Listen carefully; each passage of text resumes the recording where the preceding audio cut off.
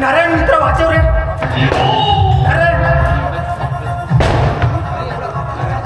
अरे एवढं घाबरला कशाला तू? अरे तुझ्या पाया पडतो पण म्हणलं वाचव मित्रा. अरे घाबरू नकोस मित्रा. आणि आम्ही घडलं काय ते सांग.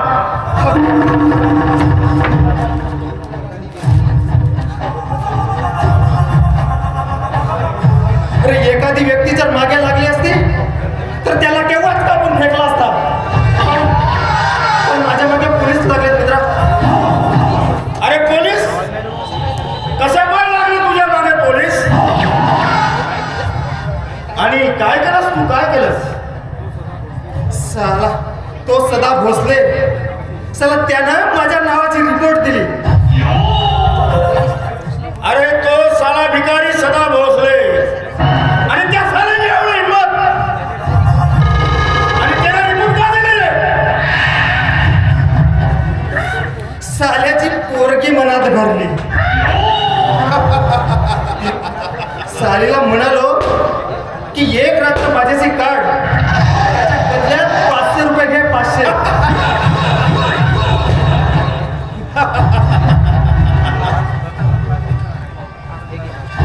आणि रतन हे गे मित्रा, समोर सांग काय घडलं ते. साली म्हणते कशी की तुझ्यासारख्या हलकट माणसाच्या पैशावर थुंकते. माझी इज्जत माझा पैसा. अरे भिकाऱ्याच्या पोरीला इज्जत असते ते मला आज कळलं रे.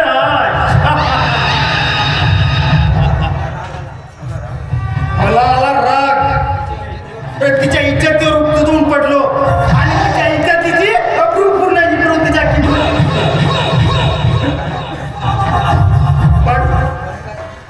पण काय सालीला जिवंत सोडलं. तो फास माझ्या गळ्यात अडकलाय. अरे तो भिकारी साला पोलीस स्टेशनला गेलाच कसा रे? तो सकाराम पाटील आहे ना, सर त्याच्या मागे आहे ना. असं म्हणजे त्या पाटलाचा हात आहे असं वाटतोय. अरे त्या सकाराम पाटलाला मालूम नाही का रे गावचा खलनायक कोण आहे म्हणून? आणि विसरलाय तो. अरे या गावचा खलनायक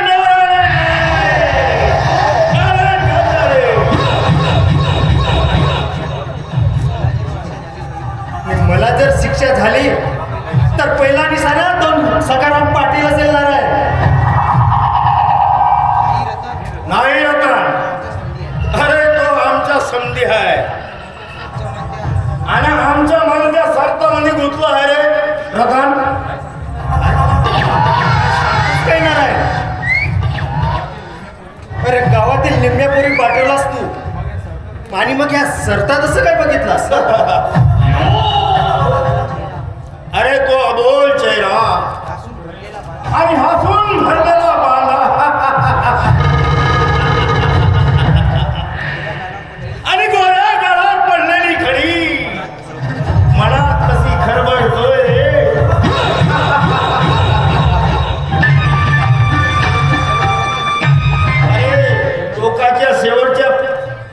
सणापर्यंत अरे तुला मी आपली करणार आहेच. तेव्हाच मित्रा मी शांत बसेल रे, शांत बसेल.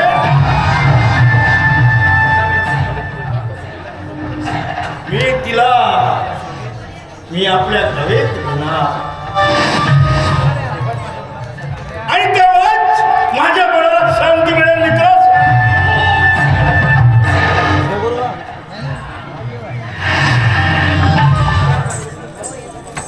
नमस्कार करते सरकार. मला उशीर तर नाही झाला ना? अगदी वेळेवर आलीच सोनाबाई. आमच्या मित्राचा मूड जागेवर नाही.